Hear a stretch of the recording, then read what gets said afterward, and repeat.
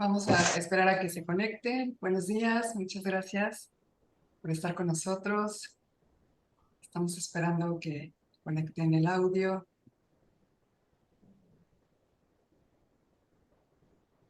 Hola Marta Laura, buenos días. Licenciada Acuña, bienvenidos.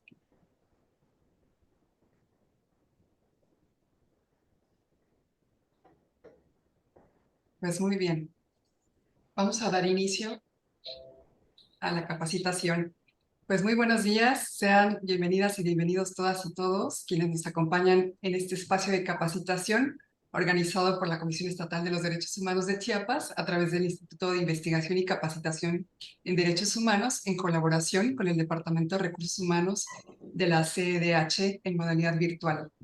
En esta ocasión, dentro del marco de las capacitaciones que se brindan al personal de la CEDH del Estado de Chiapas, para presentar información, conocimientos y dotar de herramientas especializadas en materia de derechos humanos de las mujeres indígenas a las y los servidores públicos de la CEDH Chiapas, para que en el ejercicio de sus actividades laborales contribuyan a la igualdad sustantiva y la no discriminación.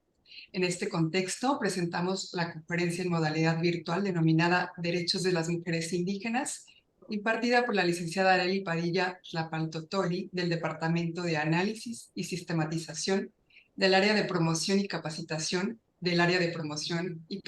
de Programas de Asuntos de las Mujeres y de Igualdad entre Mujeres y Hombres, PAMIM, de la CNDH. Damos la bienvenida a Juan José Cepeda Bermúdez, presidente de la Comisión Estatal de los Derechos Humanos, quien iniciará el evento. Adelante, presidente. Muchas gracias, doctora. Muy buenos días a todas y todos. Bienvenidos quienes nos siguen de manera remota.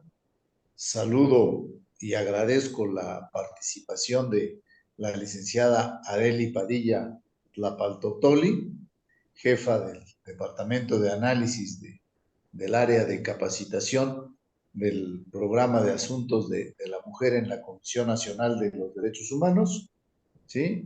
Quien hoy nos impartirá el tema Derechos de las Mujeres Indígenas. Quiero pedirle, maestra Arely, que nos haga favor de llevar nuestro saludo respetuoso y nuestro agradecimiento a la maestra Rosario Piedra Ibarra, la presidenta de la Comisión Nacional, que siempre es una aliada y un apoyo para esta comisión. Dígale que estamos muy agradecidos y que le enviamos un saludo afectuoso, ¿sí? El tema de hoy es relevante. Sabemos que uno de los desafíos más importantes en la actualidad, en este mundo, es lograr la igualdad, eliminar la discriminación. Y bueno, históricamente las mujeres y las niñas enfrentan altos niveles de discriminación estructural a nivel mundial y nuestro país no es ajeno a ello. Esto se da desde diversos contextos socioeconómicos y sociopolíticos. Se producen desafíos de exclusión y de marginación. Sabemos que ser mujer y ser indígena implica una doble discriminación por género y por origen étnico, ¿sí? Enfrentan ellas obstáculos, desigualdades persistentes que a menudo son invisibles a los ojos de la sociedad porque normalizamos esas conductas discriminatorias, ¿sí? Las mujeres indígenas debemos verlas como lo que realmente son. Ellas son una riqueza, son guardianes de la riqueza cultural de sus pueblos, una riqueza cultural invaluable. Ellas contribuyen significativamente a la diversidad y a la herencia cultural de nuestros pueblos. Han sido históricamente defensoras de los derechos humanos y lo hacen en la vida diaria. Ellas impulsan el comercio, impulsan la producción en alimentos, en artesanías, en muchas actividades. Y debemos visibilizar esas luchas, destacar sus logros y lo más importante es que debemos consolidar el camino hacia un futuro para que sea más igualitario, un camino que nos lleve a la justicia, ¿sí? Alcanzar la igualdad de oportunidades para mujeres indígenas es el desarrollo de nuestra sociedad. Sus voces y sus acciones son fundamentales para la construcción de un mundo más inclusivo.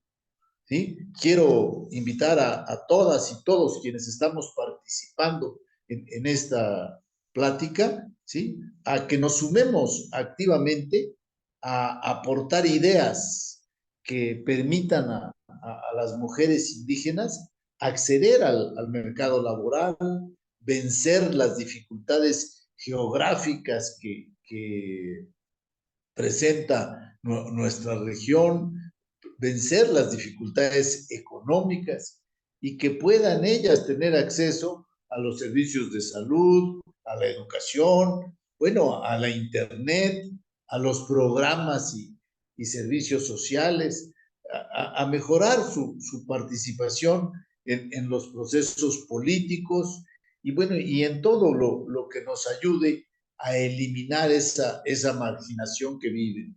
Así es que queda la invitación para que seamos actores y no espectadores de esta realidad que se presenta. Estamos obligados a contribuir a la creación de un entorno más inclusivo y justo para las mujeres indígenas, para hacer del respeto a los derechos humanos un estilo de vida que a ellas les distinga, un estilo de vida para todas y para todos. Muchas gracias y nuevamente apreciamos, maestra Arely, su generosidad, ¿sí? Gracias por exponer esta mañana con nosotros y sean todas y todos bienvenidos. Muchas gracias, señor presidente. Pues gracias por esa bienvenida y también recordamos que este evento se programó en el contexto del día 5 de septiembre que se conmemora el Día Internacional de la Mujer Indígena y tiene como objetivo rendir tributo a todas las mujeres pertenecientes a los pueblos indígenas del mundo. Pues bien, antes de ya darle la palabra a la maestra, pues hacemos una breve descripción de su semblanza. La licenciada Arely Padilla Tlapantotoli cursó el diplomado Democracia Constitucional y Retos del Poder Judicial en el siglo XXI, impartido por la Facultad de Derecho de la Universidad Nacional Autónoma de México. Cursó la especialidad en Derechos Humanos, impartida por la Facultad de Derecho de la Universidad Nacional Autónoma de México.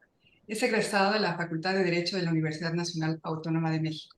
Desde marzo de 2016 se desempeña en el área de promoción y capacitación del Programa de Asuntos de la Mujer y de Igualdad entre Mujeres y Hombres, PAMIM, de la Comisión Nacional de los Derechos Humanos, y es actualmente jefa del Departamento de Análisis y Sistematización del PAMIM.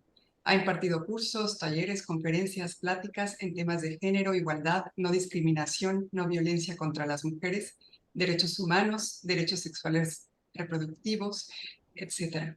Pues bienvenida, maestra, adelante. Hola, muy buenos días a todas y todos. Maestro Juan José Cepeda, le agradecemos esta participación que nos permite en su institución. A nombre de la maestra Rosario Piedra Ibarra, presidenta de la Comisión Nacional de los Derechos Humanos, en nombre de la doctora Arely López Pérez, cuarta visitadora general de la Comisión Nacional de los Derechos Humanos, y en nombre de la licenciada Karen Ávila Flores, que es la directora de Promoción y Capacitación de los Derechos de la Mujer y de Igualdad del Programa de Asuntos de la Mujer y de Igualdad entre Mujeres y Hombres. Sean muy bienvenidas y bienvenidos a esta videoconferencia denominada Mujeres Indígenas, y me permití también incorporar a las mujeres afromexicanas, en el sentido del reconocimiento del artículo 2 constitucional, que nos indica que todas las autoridades tenemos que salvaguardar los derechos humanos de las poblaciones indígenas y de la diversidad étnica. Vamos a tratar temas enfocados a los derechos humanos, de este reconocimiento que el Estado mexicano tiene que garantizar para la protección máxima de los derechos humanos de las mujeres indígenas y de las mujeres afromexicanas. Ahí les voy a ir haciendo varias preguntas en torno a la población indígena que se presenta en el estado de Chiapas. Ahí les va la primera. ¿Hay población afromexicana en el estado de Chiapas? No se preocupen, todo esto es para que lo vayamos reflexionando, sobre todo porque yo no les traigo como la varita mágica para darles la respuesta a todo, pero sí tengo el interés de que podamos analizar e identificar violaciones graves a los derechos humanos de las mujeres indígenas, qué es lo que hace falta por parte del Estado mexicano para garantizar esta protección. Entonces, sin más preámbulo, voy a dar inicio. Yo siempre trato de que las conferencias sean muy dinámicas. Por lo general siempre estoy checando el chat, o si bien veo que algunas compañeras o compañeros no tienen prendidas sus cámaras, supongo que es por lo del internet, pero igual si quieren participar pueden habilitar su micrófono y con mucho gusto pueden ustedes participar. O si bien el licenciado Iván, si me puede apoyar en el sentido de si hay en el chat, o la doctora Sofía, si hay preguntas y en ese momento las podemos contestar, con mucho gusto lo hacemos, o si prefieren al finalizar hacemos una breve sesión de preguntas y respuestas. Otra cosa que también les quiero compartir es que la presentación se la vamos a hacer llegar a nuestra persona enlace para que todas tengan la oportunidad de tener esta información a la mano. Y ¿qué sería? Sería todo en cuanto a la logística. Y entonces, sin más preámbulo, vamos a dar inicio. Me voy a permitir compartir mi pantalla y ustedes me van a indicar si la ven. Yo en estos momentos ya no los veo ni las veo, pero con mucho gusto aquí en un WhatsApp, si hay preguntas en el chat, puedo contestarlas. Y entonces vamos a entrar de lleno al tema que nos ocupa el día de hoy, que es el de derechos humanos de las mujeres indígenas y afromexicanas. Para mí el objetivo principal es que ustedes tengan herramientas en específico para la reflexión y análisis sobre el reconocimiento de los derechos humanos de las mujeres indígenas y de las mujeres afromexicanas. Todo esto lo vamos a analizar desde una visión de la perspectiva de género y un enfoque interseccional, intercultural y de enfoque diferencial. Vamos a analizar, lo siento mucho, pero sí normativas. Yo soy abogada, a veces los abogados queremos ver todo solo desde el ámbito jurídico, pero creo que sí es importante en este caso tener una base de la normatividad a nivel internacional y de la normatividad a nivel nacional, porque la Constitución tuvo que modificar sus artículos en el 2015 para poner en el texto constitucional ese reconocimiento de la diversidad cultural que existe en México. Y particularmente vamos a ir haciendo énfasis en los derechos humanos de las mujeres indígenas y afromexicanas. Ahora bien, yo les mencionaba que vamos a empezar con el marco internacional. Ustedes ya saben que existe una Declaración Universal de los Derechos Humanos, en donde nos dice su artículo primero que todos los seres humanos nacen libres, iguales en dignidad y derechos. 1948, un poquito de historia. ¿Qué pasó antes de 1948? Veníamos de una primera y de una segunda guerra mundial. ¿Qué tuvieron que hacer los estados a nivel internacional? Sentarse y pactar la paz. Por ello empiezan y emanan estos tratados internacionales en materia de derechos humanos. Y una de las principales premisas es que todos los seres humanos nacemos en libertad y en igualdad de dignidad y derechos.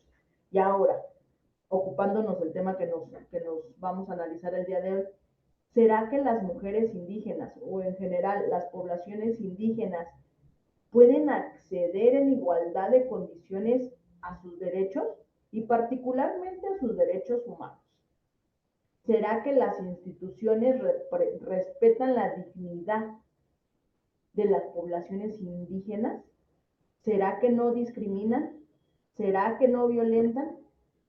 hablando de las instituciones. Cuando yo hablo de las instituciones o del Estado, me refiero a todas las instituciones que somos este engranaje para la producción del Estado. Toda la administración pública, toda la administración federal, estatal y municipal, ¿no? Entonces, yo les voy a ir haciendo este tipo de preguntas para que ustedes vayan reflexionando y vayamos contestando de manera interna, o si lo queremos llevar aquí al análisis en conjunto, lo podemos hacer. Esta Declaración Universal nos habla sobre la no discriminación, que todas las personas vamos a tener esos derechos, esa igualdad de derechos, esa dignidad, sin distinción de raza, color, sexo, idioma, religión, opinión política o de cualquier índole, que si se dan cuenta va muy de la mano con nuestro artículo primero constitucional.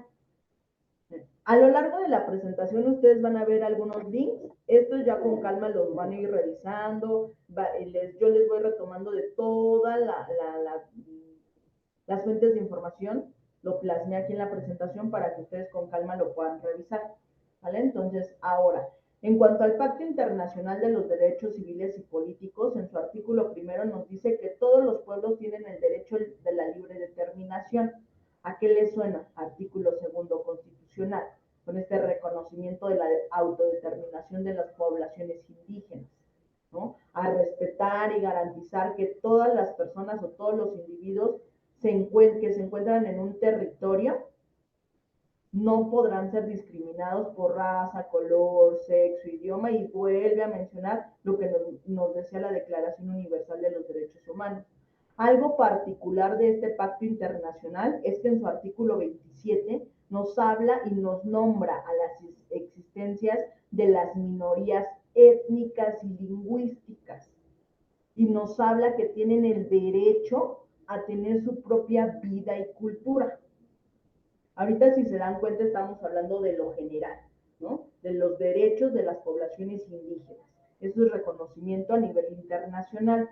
En cuanto al Pacto Internacional de los Derechos Económicos, Sociales y Culturales, nos vuelve a mencionar que todos los pueblos tienen el libre determinación, se les tiene que garantizar el ejercicio a la no discriminación por motivos de raza, color, sexo, idioma, religión, opinión política. Y sobre todo, este pacto internacional reconoce y nombra los derechos económicos, sociales y culturales. Ojo con la palabra cultural, porque la definición de cultura o diversidad cultural juega un papel muy importante para el reconocimiento de los derechos de las poblaciones indígenas. En su artículo 3, este mismo pacto internacional nos dice que los estados tienen que favorecer la comprensión, la tolerancia y la amistad entre las naciones de todos los grupos raciales y étnicos. La Convención Americana sobre los Derechos Humanos, que este ya es un pacto regional por la Organización de los Estados Americanos, en su mismo artículo nos habla igual de la no discriminación por motivos de raza, color, sexo, idioma, religión. Y algo que exhorta a los estados es que tiene que eliminar toda la apología del odio nacional, racial o religioso, todo el odio racial, que constituyen violaciones a los derechos humanos. Si se dan cuenta, en conjunto estos tratados internacionales nos hablan de manera general del reconocimiento de los derechos de las poblaciones indígenas. Pero ¿se acuerdan cuál era nuestro tema principal? Las mujeres indígenas y afromexicanas. Por eso también es importante nombrar y observar estos 3 tratados internacionales en materia de protección de derechos humanos de las mujeres. Una de ellas es la Convención sobre la Eliminación de todas las formas de discriminación, que es la famosísima CEDAW. Convención sobre la Eliminación de todas las formas de discriminación. ¿De qué nos hablará? Pues de la discriminación. Imagínense que los estados se tuvieron que sentar a nivel internacional y decir, oigan estados, ¿qué creen? Sí, existe la discriminación, pero tenemos que hablar de la discriminación que específicamente viven las mujeres, las niñas y las adolescentes. ¿Por qué creen que tuvieron que hacer ese pacto internacional? Porque evidentemente las mujeres han vivido en situaciones de desventaja. Hay factores de vulnerabilidad que colocan a las mujeres en situaciones particulares en las que el Estado puede llegar a violentar o discriminar. Ahora, la Convención Interamericana para Prevenir, Sancionar y Erradicar la Violencia contra la Mujer es de 1994 y esta es regional, es de los estados americanos. Y esta convención nombra y define por primera vez qué es la violencia contra las mujeres, el por qué hay que diferenciar cómo viven la violencia hombres y mujeres. Si bien estos tratados internacionales nos nombran a las mujeres, no quiere decir que excluyamos a los hombres. Simplemente estamos nombrando lo que históricamente nunca se había nombrado.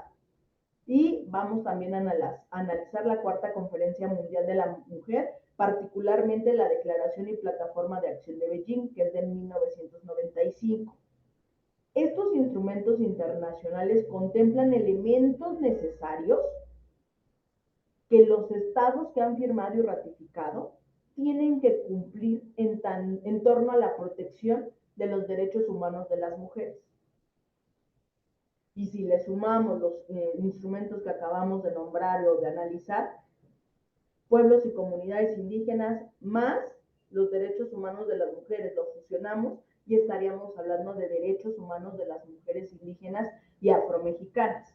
De manera muy breve vamos a ver esta convención de CEDAW, Belém do Pará y la plataforma de acción de Beijing, porque estos instrumentos nos van a dar pauta fundamental para poder reconocer que el Estado mexicano está obligado a la protección de los derechos humanos de las mujeres indígenas y afromexicanas.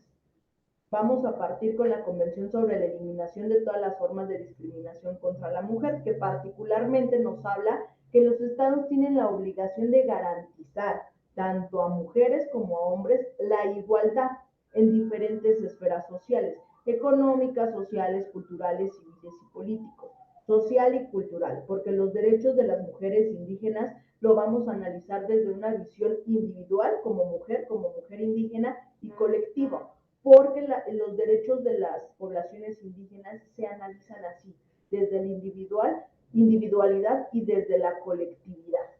Ahora bien, la Convención de la Eliminación de todas las formas de discriminación ya les había adelantado que precisa los detalles de la discriminación, el nombrar una discriminación particular para las mujeres. Ya les había mencionado que México ha firmado y ratificado estos tratados internacionales. La CEDAW es de 1979, México la firma en el 80 y la ratifica en el 81. Estamos en el 2023 y seguimos observando que la CEDAW no se cumple al 100%. Hay recomendaciones generales y recomendaciones específicas que se le han hecho al Estado mexicano en torno a los derechos humanos de las mujeres y particularmente de las mujeres indígenas. Lo vamos a ir analizando un poquito más adelante. La Convención de la Eliminación de todas las formas de discriminación tiene un protocolo facultativo. Este protocolo facultativo es un mecanismo de defensa que analiza e investiga las violaciones graves o sistemáticas de los derechos humanos de las mujeres. Y a su vez este protocolo en sus articulados nombra un comité de personas expertas. El comité está integrado por 29 personas expertas de diferentes regiones del mundo. Actualmente México tiene una representante en el comité de la CEDAW. Y este comité se encarga de analizar los informes periódicos que los estados mandan al comité de la CEDAW. Cuando México firmó y ratificó, el comité le solicitó a México el primer informe periódico, en donde tenía que avisar o nombrar cuál era la situación real de los derechos humanos de las mujeres, en general, de las niñas, de las mujeres, de las adolescentes. Y tenía que ir informando las intersecciones de las mujeres. Y una intersección es pertenecer a una comunidad indígena. Actualmente México ha mandado 9 informes periódicos. Tendríamos que haber mandado el año pasado un informe, pero México decidió por un procedimiento, no recuerdo bien si es abreviado, pero es más o menos así, en donde le dice al comité, oye, comité, no te he mandado mi informe, pero ¿qué te parece si tú me mandas un cuestionario donde me preguntes de los derechos humanos de las mujeres? Lo que tú quieras de los derechos humanos de las mujeres, y yo, Estado mexicano, te voy a ir contestando de acuerdo al cuestionario que me mandes. Hasta ahorita, la CEDAW no le ha dado una fecha de que el Estado mexicano tenga que mandar su información, pero estamos ya en el proceso del 10º informe en torno a los derechos humanos de las mujeres. Y en este informe, evidentemente, se tienen que plantar datos estadísticos de las mujeres indígenas y de las mujeres afromexicanas. La CEDAW ya les mencionaba que entre sus facultades está la de emitir recomendaciones. Hay recomendaciones generales y recomendaciones particulares o específicas para los estados. Las recomendaciones generales es para todos los estados que han firmado y ratificado. Una de ellas es la número 25, que igual aquí yo les dejo el link para que ustedes la puedan analizar con calma. Y esta recomendación general número 25 de la CEDAW reconoce la discriminación múltiple de las mujeres.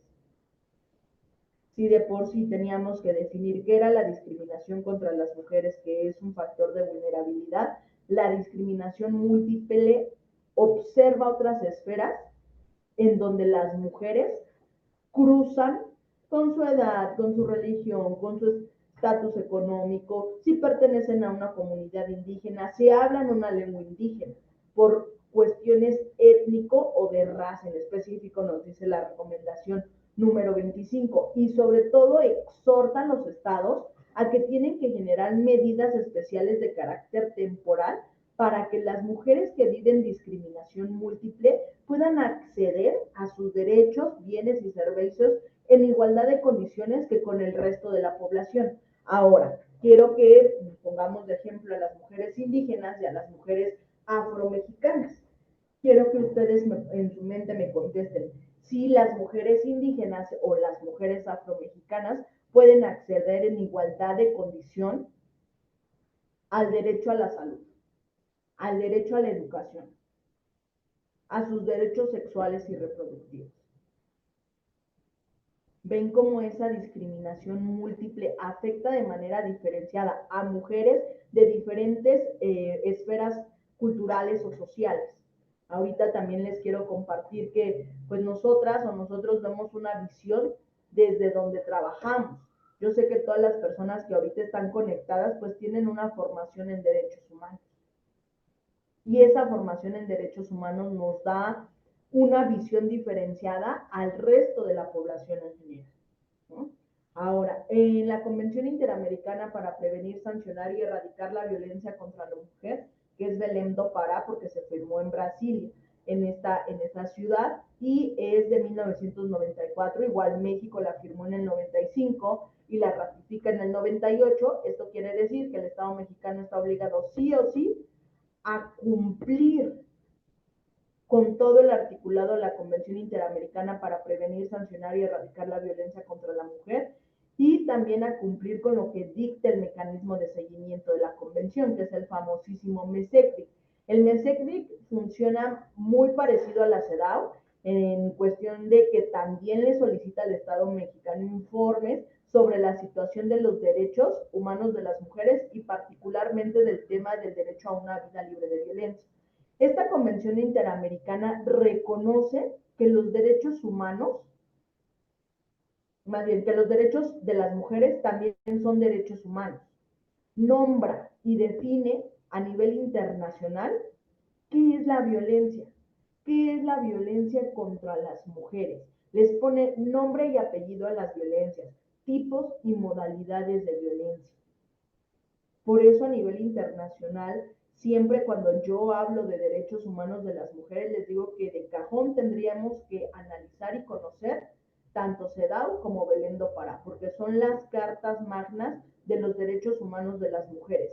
Son los dos documentos a nivel internacional que el Estado mexicano ha tomado de base para la construcción de legislación al interior del Estado mexicano.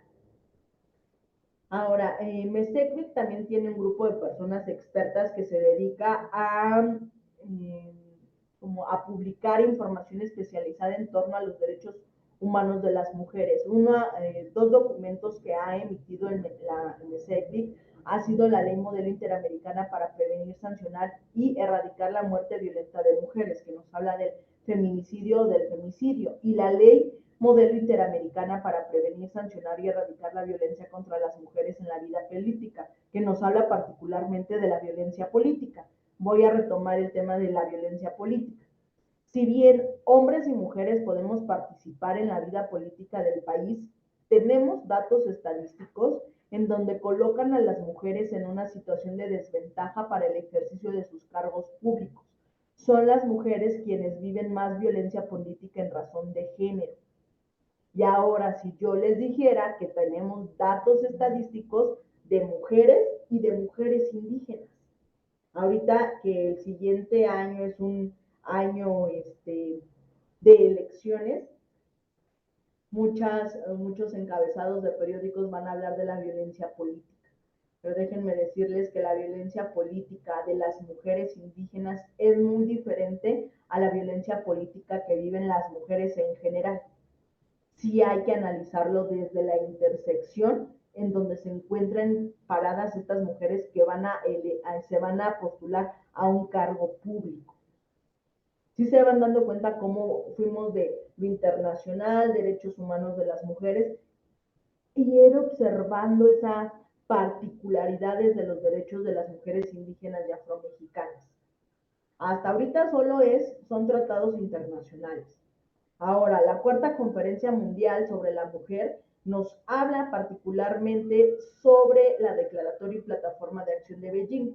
Esta cuarta conferencia es la cuarta, hubo una en Nairobi, Copenhague y Ciudad de México. La de Ciudad de México fue en 1975 más o menos, y esta serie de conferencias mundiales sobre la mujer tuvieron un objetivo muy particular: decirle a todos los estados que ya habían firmado y ratificado tratados internacionales en materia de derechos humanos, decirles, oye, sí, ya firmaste y ratificaste, pero la realidad es que se siguen violentando, discriminando a las mujeres.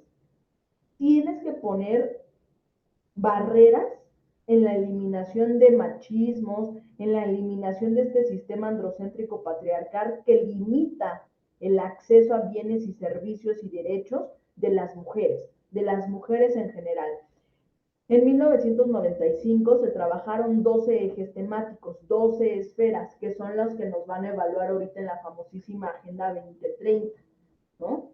La mujer y la pobreza, la educación, la mujer y la salud, la violencia contra la mujer y los conflictos armados, la mujer y la economía, la niña. Y ahora, si a estos 12 ejes temáticos le agregamos esta interseccionalidad de ser una mujer indígena, imagínense cómo tendríamos que tener bases de datos de la mujer y la pobreza de mujeres indígenas, la mujer y la salud de mujeres indígenas, la mujer y la economía de mujeres indígenas, las niñas indígenas, las mujeres indígenas en el medio ambiente, las mujeres indígenas en los medios de comunicación, mecanismos institucionales para el adelanto de las mujeres que tengan personal sensibilizado y capacitado para atender a mujeres indígenas. Imagínense si de por sí los 12 ejes temáticos son complejos de tener datos estadísticos, le agregamos el tema de mujeres indígenas, y si nos ponemos más exquisitas, sería el de mujeres afromexicanas. Creo que sí, todavía nos encontramos en ese proceso de que las instituciones podamos tener esa capacidad de atender a la población en todas sus intersecciones. Lo vamos a ir analizando más adelante.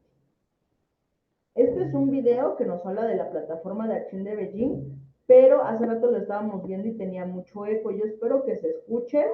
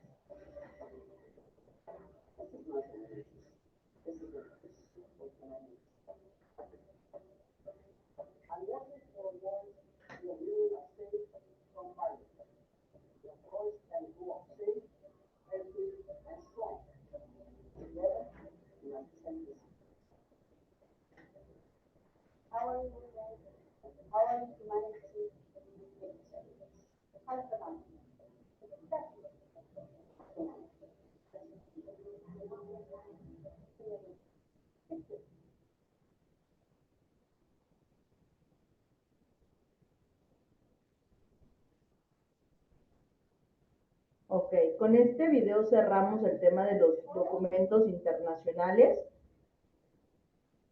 para entrar particularmente a los instrumentos que nos hablan del reconocimiento y la importancia de los pueblos indígenas. Si se dan cuenta, a veces para analizar o estudiar los derechos humanos en general y ahorita particularmente de los derechos humanos de las mujeres indígenas, tenemos una variedad de tratados internacionales. Yo les decía al inicio de la presentación, no nos vamos a aprender todos los artículos, no nos vamos a aprender todos los instrumentos internacionales, pero lo que sí vamos a saber es en dónde buscar, cómo con los criterios constitucionales del principio pro persona, qué instrumento va a proteger más los derechos humanos de las mujeres indígenas. ¿Qué nos dice la Convención sobre Poblaciones Indígenas y Tribales? ¿Qué nos dice sobre el Convenio 169 de la OIT, del Programa 21 de la Declaración de Río, de la creación del Grupo de Trabajo sobre Pueblos Indígenas de la Comisión de Derechos Humanos de Naciones Unidas, de la Declaración y Programa de Acción de Viena de la Conferencia Mundial de Derechos Humanos, de la creación del Foro Permanente de Naciones Unidas para las Cuestiones Indígenas, de la Declaración de las Naciones Unidas sobre los Derechos de los Pueblos Indígenas, sobre la Conferencia Mundial sobre los Pueblos Indígenas. A todos estos instrumentos internacionales también les tendríamos que estar sumando y analizando los criterios en materia de derechos humanos de las mujeres, es decir, incorporar una visión de la perspectiva de género, observar las particularidades de las necesidades de la atención de los derechos humanos de las mujeres indígenas y afromexicanas. Todos estos instrumentos internacionales obligan al Estado mexicano al respeto, la protección y promoción de los derechos humanos de las poblaciones indígenas, a ese derecho a su identidad. Es decir, que los derechos humanos de las poblaciones indígenas tienen que estar observadas en un marco nacional. Y esta obligación del Estado la vamos a ver en su carta magna. Muchas veces nos mencionaban cuando estudiábamos derecho las y los abogados que en la famosísima pirámide de Kelsen, ¿no? Donde nos decían, la Constitución está por arriba de toda la legislación, y con la reforma constitucional en materia de derechos humanos nos indica que todos los tratados internacionales en materia de derechos humanos están a la par de la Constitución. ¿Qué quiere decir? Que todas las autoridades en el ámbito de sus competencias tienen la obligación de la protección máxima de los derechos humanos de la población en general y particularmente la población indígena y afromexicana, y particularmente de los derechos humanos de las mujeres indígenas y de las mujeres afromexicanas. Yo no lo digo, lo dice el artículo 2 constitucional. Ya les mencionaba que hubo reformas, ¿no?, en nuestra Constitución. La nación mexicana es única e indivisible y tiene una composición pluricultural, sustentada originalmente en sus pueblos indígenas. ¿Y quiénes son los pueblos indígenas? La misma Constitución nos indica que son aquellos que descienden de las poblaciones que habitaban en el territorio actual del país antes de que iniciara la colonización. Clases de historia básicas. Muchas veces nos dicen, es que Cristóbal Colón descubrió América en 1492. No es que nos descubriera. Las poblaciones indígenas se encontraban en el territorio. Estamos hablando de una colonización. Y ese reconocimiento de esa diversidad, y igual váyanse a sus clases de historia de primaria, secundaria, que nos hablaba de las castas, ¿no? De que si era un indígena con un español, que si era criollo, que si era sambo cuando había personas afrodescendientes. Ustedes recordarán que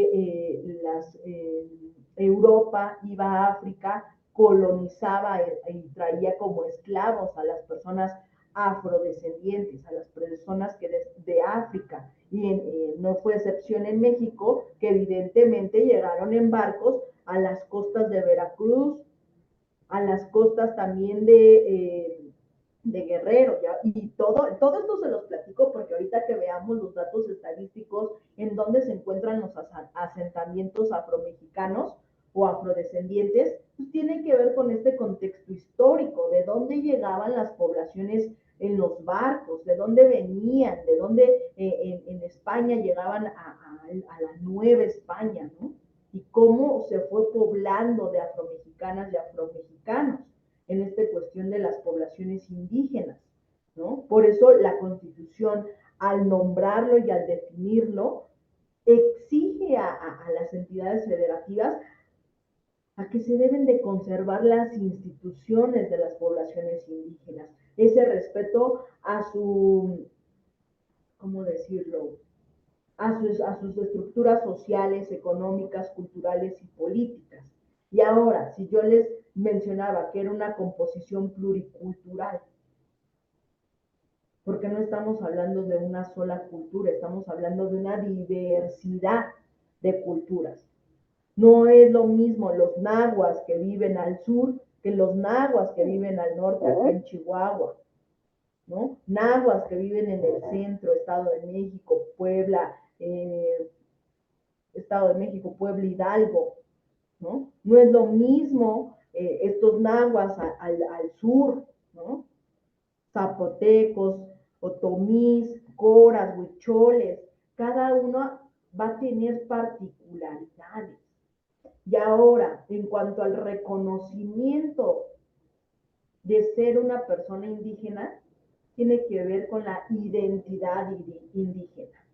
A nosotras o a nosotros nos enseñaron que si veíamos a una persona con ciertas características, en automático decíamos, es una persona indígena. Pero acá nos dice que es la persona quien tiene que asumirse como indígena, que tiene que identificarse como indígena. Y esa identidad, aquí yo se los pongo de manera enunciativa, no limitativa, va a abarcar saberes, instituciones, espiritualidad, prácticas indígenas, si habla alguna lengua indígena sobre todo. Y esta autodeterminación solo la puede hacer la persona. ¿Y por qué creen que muchas veces cuando a las personas les preguntamos si se consideran población indígena o persona indígena, nos dicen que no? Cuando observamos que tienen saberes, que tienen instituciones, que tienen espiritualidad, que tienen prácticas indígenas, ¿por qué creen que las personas nos digan que no son personas indígenas? Porque tiene que ver con una serie de discriminación institucional, una discriminación sistemática que se ha realizado a las mujeres indígenas, a los hombres indígenas, a las niñas, a los niños indígenas. Y eso es discriminación. Y evidentemente esa discriminación violenta sus derechos humanos. Son comunidades integrantes de un pueblo indígena aquellas que formen una unidad social, económica, cultural, asentadas en un territorio en particular, que decíamos, que tuvieran cuestiones sociales, económicas, culturales y políticas. Y aquí esto yo se los pongo de manera enunciativa, esta imagen del Día de la Lengua Materna, y lo saqué del internet, y observábamos la población indígena. Incluso en cuestiones culturales habrá personas que de repente pueden ver la vestimenta y pueden identificar si qué tipo de bordado es, y identificar si es huichol, si es tarahumara, si es lacandón, si es otomí, si es náhuatl, si es mixteco, si es choltanés, toda esta diversidad. En el 2015 hubo reformas constitucionales para el reconocimiento de los derechos humanos de las poblaciones indígenas. Uno de ellos fue el decidir sus formas internas de convivencia y organización social, que nos habla de los sistemas normativos, ¿no? Elegir de acuerdo a sus normas, procedimientos, prácticas tradicionales y autoridades, así como acceder y desempeñar cargos públicos y la elección, que quiere decir el reconocimiento de sus derechos políticos y derechos electorales. Este reconocimiento de los sistemas normativos nos habla sobre los principios de sus entidades, como sus normas orales o escritas, sus instituciones, sus procedimientos de las comunidades indígenas. Ese reconocimiento del Estado mexicano a observar los cargos y servicios públicos al interior de las comunidades indígenas, cómo resuelven sus conflictos. Asimismo, el artículo 2 también nos habla sobre preservar y enriquecer sus lenguas y sus conocimientos. Y entonces, ¿por qué minimizamos los conocimientos en torno al derecho a la salud? Les pongo el ejemplo de las personas parteras. Estos conocimientos ancestrales, donde se usa medicina tradicional, medicina que se utilizaba antes de la colonización. Incluso ahorita la NOM, que fue la NOM 0, no, la de la partería, que tuvieron que modificarse las leyes de salud en torno al reconocimiento de las parteras. Ahorita ya hay una certificación por parte del sistema de salud para reconocer a las parteras como personas que pueden apoyar en el tema de las cuestiones obstétricas.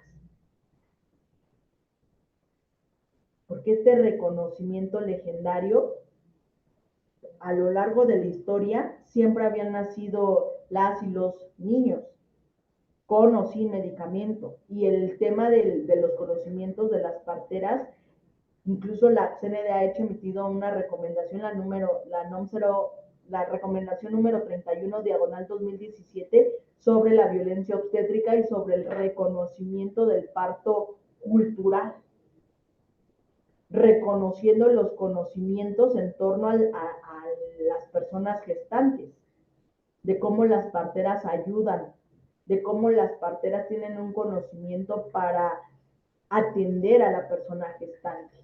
Ese es un ejemplo que yo les pongo. Podríamos ponernos otro, por ejemplo, de enriquecer sus lenguas. El artículo 3 constitucional se tuvo que modificar para que los libros, fuera obligación de los estados, que los libros de texto que se repartieran, si era una población que no hablaba español, pues que les repartieran esos materiales didácticos en la lengua en que hablaran, ¿no?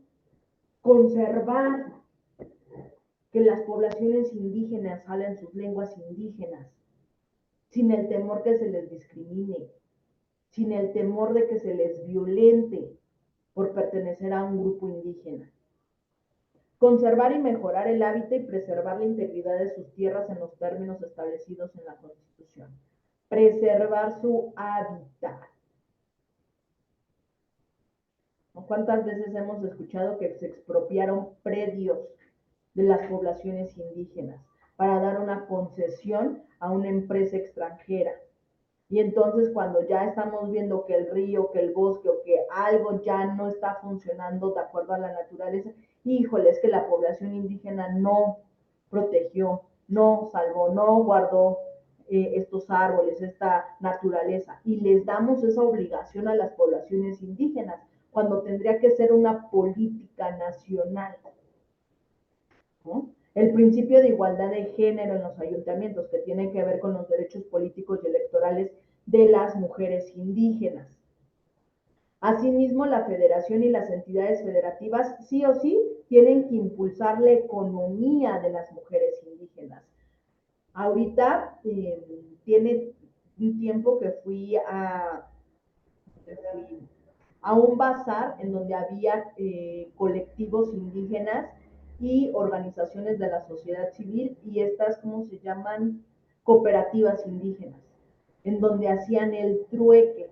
Ustedes sabían que aparte del peso mexicano a nivel nacional hay otra moneda reconocida por poblaciones indígenas, que son los famosísimos tumi, y están reconocidos en veintitantas entidades federativas y sirven como monedas de trueque. A lo que voy con impulsar la economía es ese reconocimiento de las producciones indígenas, del que teje, del que siembra, del que hace barro, del que hace bolsas, el que hace vestuarios. Las economías muchas veces se mueven por las mujeres indígenas. ¿Por qué? Porque ellas son las que hacen esas labores al interior de su comunidad. Por eso les decía que cuando hablamos de los derechos de las mujeres indígenas lo tenemos que analizar desde la individualidad y desde la colectividad. Algo que también los estados están obligados a hacer es asegurar el servicio efectivo de salud. Y ahora quiero que ustedes piensen en las poblaciones indígenas y me digan si realmente tienen acceso a los servicios de salud. Cuando observamos que son 2 o 3 horas de camino para llegar a un hospital de tercer nivel, cuando observamos que los caminos no son fáciles. Ahora les pongo el ejemplo de una persona gestante que se tiene que ir a atender su parto a un hospital, 3 horas de camino, y los caminos no son muy amigables, muchas veces también cuando llegan en situación grave. ¿Sí? ¿Los servicios de salud son accesibles para las mujeres indígenas o afromexicanas? Es pregunta. Extender la red de comunicación.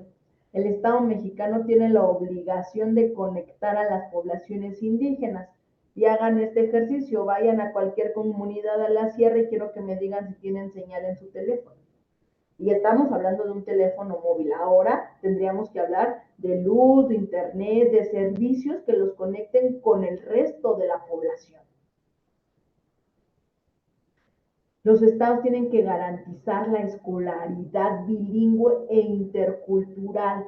Bilingüe e intercultural.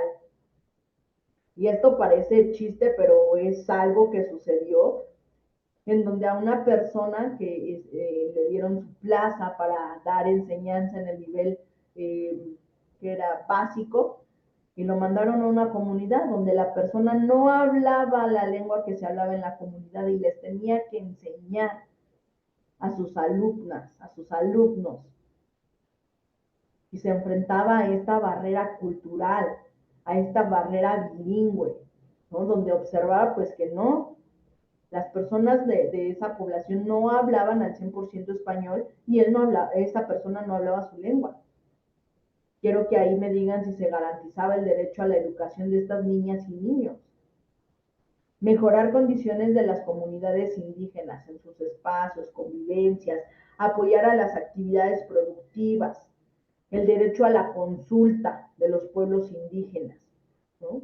Que cuando se haga una política pública, algún programa, alguna acción que pudiera vulnerar sus derechos, tanto individuales como colectivos, se les consulte a sus pueblos, ¿no? Un caso fue el de una termoeléctrica que se iba a abrir y la población indígena no estaba de acuerdo porque decían que iban a afectar su medio ambiente, que iban a afectar los animales que vivían allí, que iban a afectar el río, y se hizo esta consulta, y pues ganó que sí se iba a hacer la termoeléctrica. Ya han pasado un par de años y lo que dicen las poblaciones indígenas de este espacio es que el Estado se olvidó de ellos, es que el Estado no les cumplió. El artículo 2 también nos habla sobre las poblaciones afromexicanas, de las poblaciones indígenas. En México existen 68 pueblos indígenas, más o menos 72 lenguas indígenas, lo que representa el 21% de nuestra población total. ¿Dónde se concentran más las poblaciones indígenas y afromexicanas? Aquí el mapa no nos miente: Oaxaca, Chiapas, Guerrero, Campeche, parte de Yucatán. Las lenguas que mayormente se hablan son el náhuatl, maya, tzotzil, mixteco y tzotzil. Ahorita que veamos los datos estadísticos de Chiapas, ahí ya me van a poder ustedes orientar en la manera en que ustedes atienden a las poblaciones indígenas. El 9 de agosto es el Día Internacional de los Pueblos Indígenas. Una recomendación de la CEDAW es que los estados tengan datos desagregados por población. ¿Esto qué quiere decir? Que la CEDAW le dijo al Estado mexicano: oye, Estado mexicano, cuando tú me mandes información de los derechos humanos de las mujeres, me las tienes que mandar desagregados, si es mujer indígena, si es mujer rural, si es mujer urbana, qué rango de edad tienes, 0 a 3, de 0 a 14, de 15 a 29, de 30 a 44, de 45 a 59 o más de 60. ¿Por qué creen que la CEDAW le tuvo que decir así a los estados? Porque no había datos estadísticos de las mujeres indígenas, porque no había datos de mujeres afromexicanas. En México existen 23.2 millones de personas de 3 años y más que se autoidentifican como personas indígenas.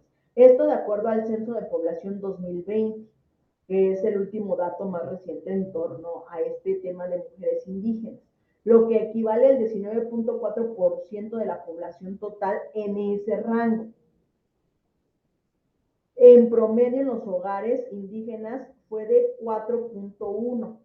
El Censo de Vivienda del 2020 nos dice que había 7.364.645 personas de 3 años y más hablantes de lenguas indígenas. El censo, y este censo se tardó sus años, del 2010 y 2020, en torno a lenguas indígenas. En 2010 había 6.6 personas que se autonombraban indígenas y que hablaban una lengua indígena. En el 2020, 6.1. Si bien se pareciera que es menor, cuando observamos los datos finales, observamos que son casi 7.364.000 personas. Los rangos de edades, y por eso lo que iba con lo importante de la interseccionalidad de los datos estadísticos, nos habla que son personas jóvenes, personas, miren, de 5.1, de 5 a 9 años, de 10 a 14 y de 15 a 19 años. Las poblaciones indígenas son niñas, niños y adolescentes. Y podríamos nombrar también a las personas de 25 a 29 años. Y hay más mujeres indígenas que hombres indígenas. De hombres indígenas hay 5 millones y de mujeres indígenas 6 millones, es 1 millón más. Luego entonces, ¿por qué tendría que haber políticas públicas en torno a los derechos de las mujeres indígenas? Y particularmente en este rango de edades, ¿por qué tendríamos que estar hablando de un sistema de educación bilingüe? ¿Por qué tendríamos que estar hablando del derecho a la salud de las adolescentes indígenas? ¿Por qué tendríamos que estar hablando de derechos sexuales y reproductivos de mujeres indígenas? ¿Por qué? Porque los datos estadísticos nos dicen que es la población que más tenemos. Y ahora, en este mismo censo nos habla, y nos habla de personas afromexicanas y afrodescendientes. ¿Y quiénes son estas personas? Como su nombre lo dice, quienes descienden de las personas provenientes del África, que llegaron a México durante la colonia o en épocas posteriores o en la actualidad, y se autorreconocen como afrodescendientes por su cultura y tradiciones. En México hay más porcentaje de mujeres afromexicanas que de hombres afromexicanos. Y las poblaciones pasa un poquito muy parecido a lo de las poblaciones indígenas, solo que aquí el rango de edades se sube, de 20 a 24 y de 25 a 29, que estamos hablando de personas adultas jóvenes. ¿Y por qué tendríamos que tener políticas públicas en atención a las poblaciones jóvenes de afrodescendientes o afromexicanas? Porque los datos estadísticos nos dicen que esa es la población que tenemos. En 2020 había 2.576.213 personas que se identificaron como afromexicanas, que el total de la población representa un 2%.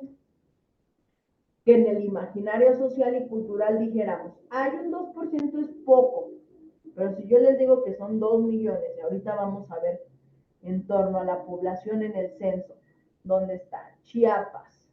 Acá está, pues no está tan, ustedes tendrían entre de 40 a 50,000 personas aproximadamente, de personas afromexicanas.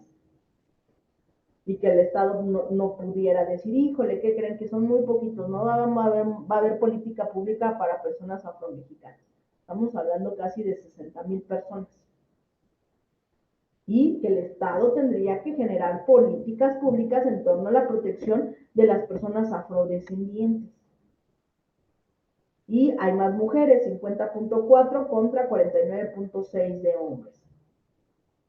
Y ahora, si nos pusiéramos más exquisitos con todo lo internacional de derechos humanos de las mujeres y de las poblaciones indígenas, pues ahora tendríamos que analizar los derechos humanos de las mujeres indígenas y afromexicanas desde el ámbito nacional. Aquí yo les pongo el ejemplo de la Ley de Institución Nacional de los Pueblos Indígenas. Estos 27 documentos ustedes los pueden localizar en esta liga que está aquí, que es un taller que realizó la CNDH, que se denomina el taller de la caja de herramientas. No recuerdo si con ustedes ya lo trabajamos de manera presencial, pero la caja de herramientas es para la atención de los escritos de queja de las mujeres indígenas y pudiéramos aplicarlo también a las mujeres afromexicanas. Es una serie de pasos metodológicos y prácticos que se implementan para la atención intercultural e interseccional de las mujeres indígenas, de las y los visitadores de la Comisión de Derechos Humanos. Y en ese documento que nosotras elaboramos, pusimos estos 27 instrumentos y cada instrumento tiene su carta descriptiva. ¿Qué quiere decir? Que cada instrumento ya lo fuimos vinculando con algún derecho humano de las mujeres indígenas. Por eso es como interesante que ustedes lo puedan revisar ya con calma. Imagínense, ahorita yo les pongo a contar los 27, no acabamos. Entonces yo ahí se los dejo para que ustedes puedan ir viendo sus cartas descriptivas de cada documento y ver cómo se van vinculando con los derechos de las mujeres indígenas y afromexicanas. Vamos a entrar a la cuestión de las mujeres indígenas y afromexicanas en torno a los factores de vulnerabilidad. Yo con la palabra vulnerabilidad tengo una cuestión personal, porque pareciéramos cuando decimos que las poblaciones son vulnerables, es como si cargáramos a esa población de que por sí son vulnerables. A lo que me refiero es que hay factores que colocan a varios grupos en situaciones de desigualdad, en situaciones de desventaja, con factores de vulnerabilidad, lo que genera que sea un grupo vulnerable. ¿Sí? Por ejemplo, ¿qué grupos se les ocurre que pudieran ser vulnerables? Pues las mujeres, las indígenas, las niñas, las personas adultas mayores, la comunidad LGBTIQA+, las personas con discapacidad. Y si a todo eso le sumamos persona indígena con discapacidad, persona adulta mayor indígena, persona o niña indígena, vamos viendo las cuestiones de interseccionalidad e interculturalidad. Entre los factores que yo les nombro de la vulnerabilidad, que también son enunciativos, son la discriminación, la etnia, el abuso histórico, la violencia sistemática en los grupos indígenas, la pobreza. Déjenme decirles que en datos del INEGI son las personas indígenas las más pobres del país, y si hablamos en razón de sexo, mujeres y hombres, son las mujeres indígenas quienes tienen los datos estadísticos más altos de pobreza, ¿no? Otro factor es la exclusión. Y sobre todo cuando nosotras o nosotros trabajemos con poblaciones indígenas y seamos capaces de identificar estos factores de vulnerabilidad, vamos a poder observar patrones culturales que producen estos estereotipos o estos prejuicios para las poblaciones indígenas, particularmente de las mujeres indígenas. Y vamos a ser capaces de identificar cuáles esferas: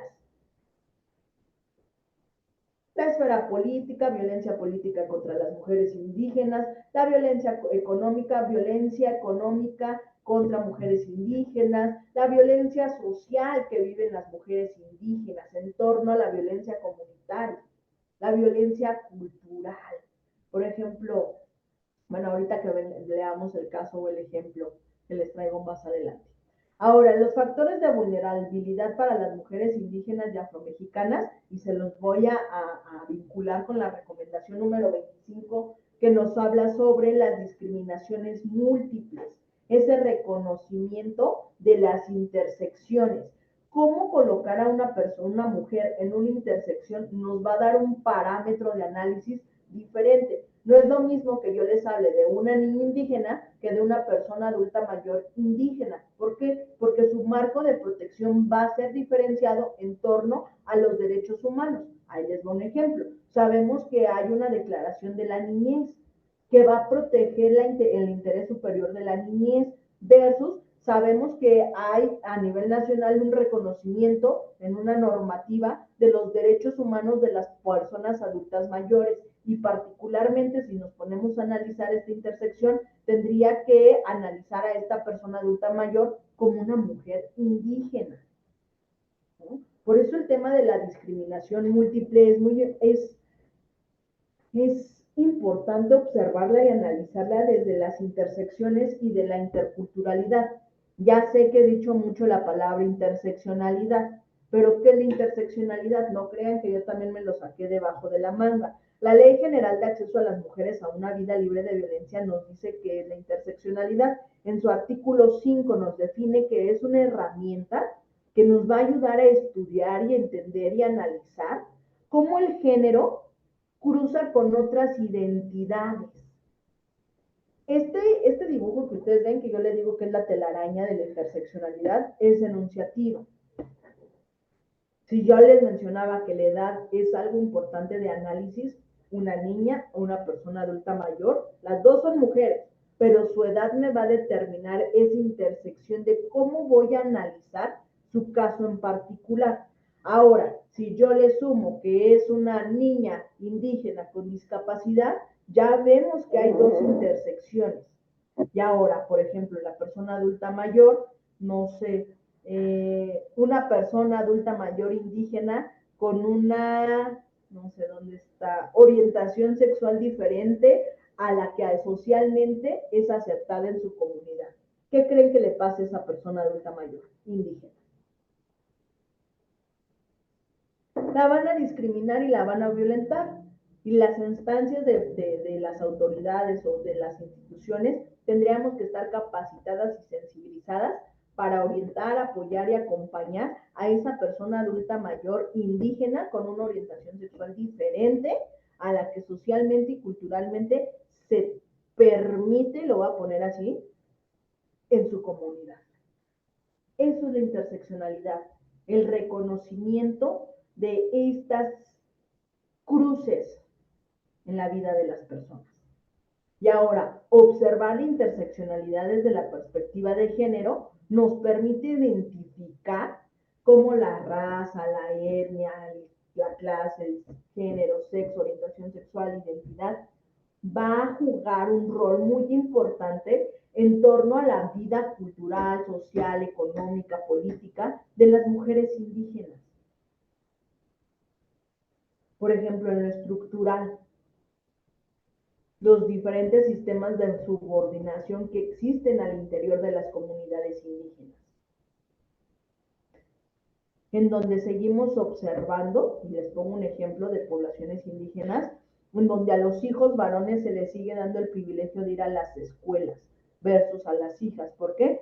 Porque las hijas van a casarse, porque las hijas se van a dedicar a los cuidados. Y en datos estadísticos en la pandemia, cuando las niñas y los niños no iban a la escuela y terminó la pandemia, muchas niñas no regresaron a las escuelas, a comparación que los niños sí regresaron a las escuelas.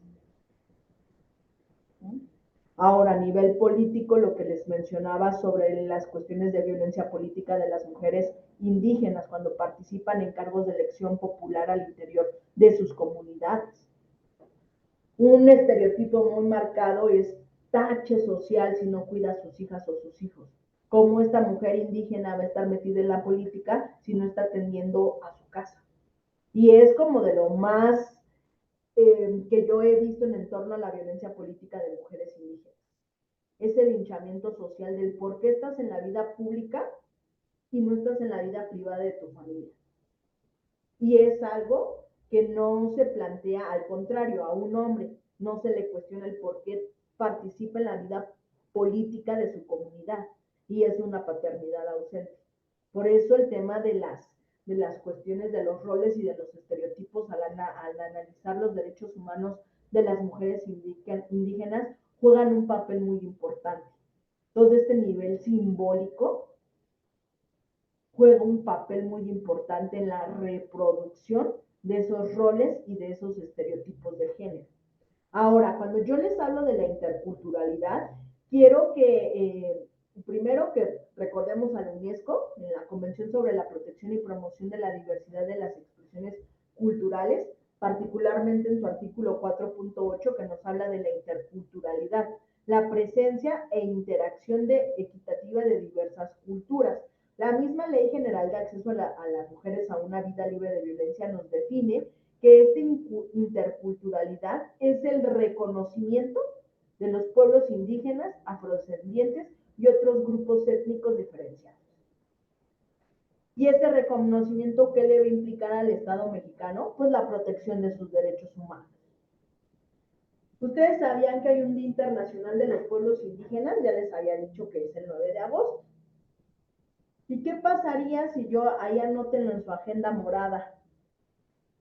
Que por primera vez en este 2023, el 21 de noviembre, se va a conmemorar el Día Nacional de la Niña Indígena y Afromexicana. Anótenlo. 21 de noviembre, por si no tenían su evento de noviembre, ya lo tienen. 21 de noviembre, Día Nacional de la Niña Indígena y Afromexicana. La infancia en México es pluricultural y casi el 50% de estas son niñas. ¿Se acuerdan cuando les decía que en datos estadísticos había más mujeres indígenas?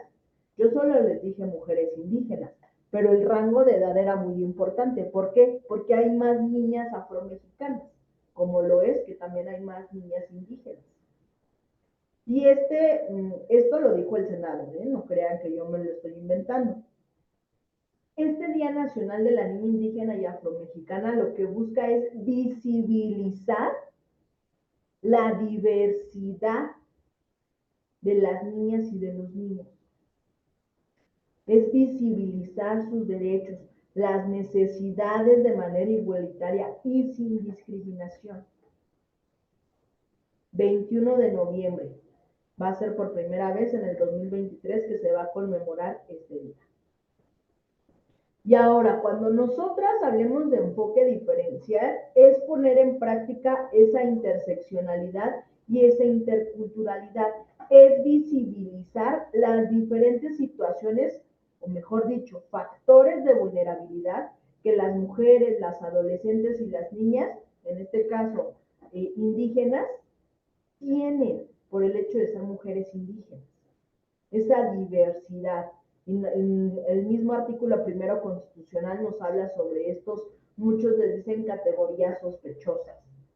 Etnia, religión, edad, sexo, nacionalidad, género, discapacidad, situación económica, orientación sexual, por mencionar algunos, si pertenezco o no a una población indígena, si me considero o no afromexicana, si tengo alguna discapacidad, si soy una persona con discapacidad.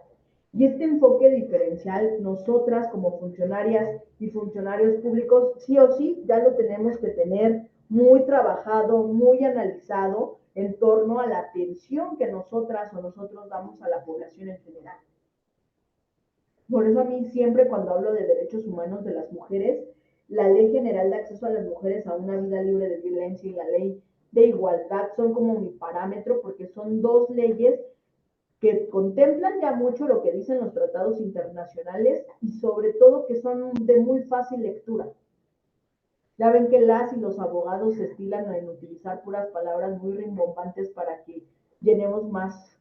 Y a veces en las mismas en sentencias te vas al apartado y de repente ves y dice lo mismo que 20 hojas después, ¿no? Pero eso ya es otro tema.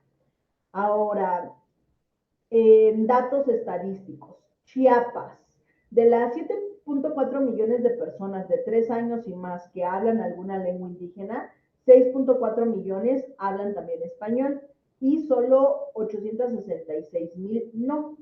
Ahora, las entidades con mayor porcentaje de población hablante de lengua indígena fueron Oaxaca, Chiapas y Yucatán. Oaxaca, Chiapas y Yucatán. Chiapas con el 28.2%.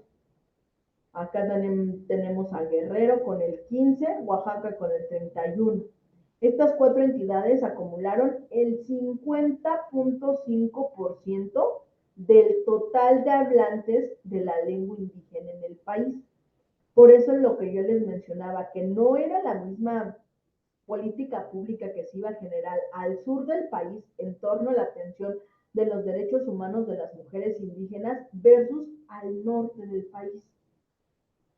Esto es una realidad. Las poblaciones indígenas y las poblaciones afromexicanas se concentran al sur del país. Oaxaca, Chiapas y Guerrero. Y en Yucatán también tenemos. Ahora, en Chiapas, esto es al 2020, con el censo del 2020, ¿eh? Por si ustedes tienen otros datos, están más actualizados. En Chiapas hay 1,459,648 personas mayores de 3 años de edad que hablan alguna lengua indígena. Las lenguas que más hablan son el Tzotzil, Tzotzil, el Chol y el Tojolabal. Y ahora quiero que ustedes me digan si la Comisión de Derechos Humanos tiene la capacidad para atender a esta población. Ustedes nada más contéstense en su cabeza. Si hay personas que hablan Tzotzil, Tzotzil, Chol, Tojolabal. Contéstenme en su cabeza. Al final, ahorita ya nos vemos en las pantallitas y analizamos toda esa información. Yo les voy a hablar de la Comisión Nacional de los Derechos Humanos. Nosotros no tenemos una área especializada en toda esta diversidad lingüística, ¿no? Pero subsanamos esto firmando convenios de colaboración con instituciones que sí nos puedan apoyar en la interpretación de los escritos de queja. Acuérdense, intérpretes, no traductores, intérpretes. Ahorita les voy a explicar por qué. Ahora, del porcentaje de población de 3 años y más de lengua indígena, Chiapas va seguidito de Oaxaca con el 28.2%. O sea, todo el territorio nacional tiene población indígena.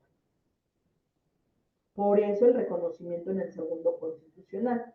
Ahora, de la población, y estamos hablando de Chiapas, Población con, que se asume como afromexicana o afrodescendiente, son 56,000 personas, lo que les había dicho que eran más o menos 60,000. Hay más mujeres afrodescendientes en Chiapas. Pareciera que el 1% de la población, ¿no? Pero son 60,000 personas que viven en Chiapas. Ahora, las mujeres indígenas y afromexicanas en esta cuestión de las discriminaciones, de las violencias y de las desigualdades. Ya les decía, sí existe la violencia, que es un uso de la fuerza y poder para dañar a una persona o a un grupo de personas. Violencia de género, formas de violencia que se ejercen tanto a hombres como a mujeres y se basan mucho en el origen de los roles y los estereotipos de género. Y ahora, ¿qué es la violencia contra las mujeres? ¿Se acuerdan que yo ya les había dicho que hay un instrumento internacional? ¿Cuál era? Belém do Pará, 1994, nos define la violencia. Y la Ley General de Acceso a las Mujeres a una Vida Libre de Violencia nos dice que es la acción o omisión basada en el género que les cause daño o sufrimiento, ya sea psicológico, físico, patrimonial, económico y sexual. Estas 5 son tipos de violencia. O la muerte tanto en el ámbito público como en el ámbito privado. La misma ley general nos habla sobre las modalidades de violencia, modo o lugar donde se suscitan estos tipos de violencia. La modalidad comunitaria, la modalidad feminicida, la modalidad laboral, la modalidad docente, familiar, por mencionar algunas. Ahora, si nosotras observamos estas violencias o estas discriminaciones estructurales en torno a los derechos de las mujeres indígenas, pues vamos a observar que están vinculadas con las intersecciones de las mujeres indígenas que se enfrentan a una discriminación. Hablamos de esas discriminaciones múltiples. Hablamos de esos estereotipos que tenemos hacia las poblaciones indígenas.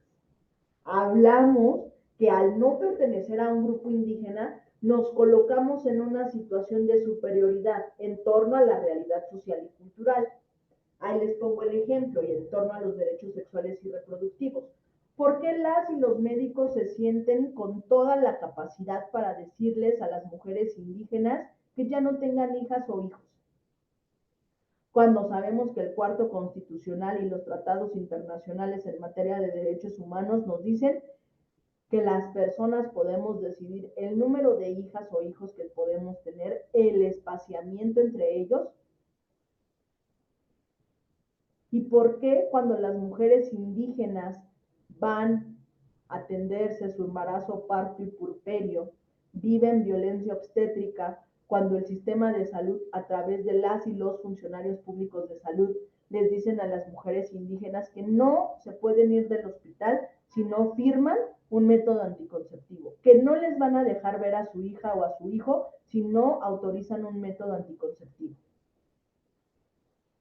Porque tiene que ver con esa discriminación estructural y esa violencia estructural que han vivido las mujeres y particularmente las mujeres indígenas.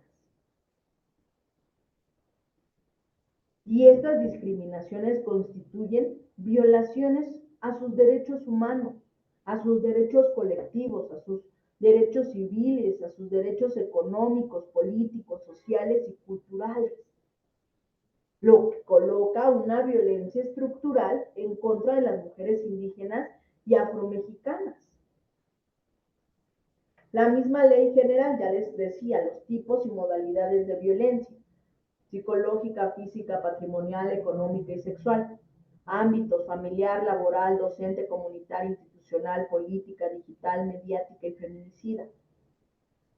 La ley general no contempla la violencia obstétrica, pero es una realidad que se suscita en el territorio nacional. Y ahí les va.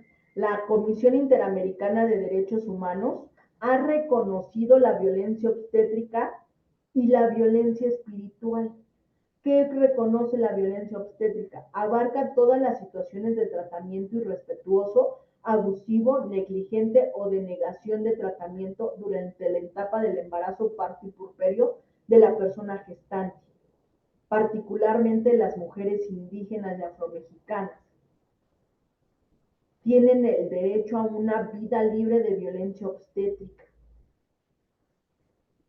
Y la Comisión Interamericana de Derechos Humanos nos menciona que la violencia espiritual se manifiesta cuando actos de violencia o de discriminación contra mujeres indígenas se perciben no solo como un ataque individual ante ellas, sino como un daño a su identidad, a su colectividad y a su cultura, como pertenencia de una comunidad indígena.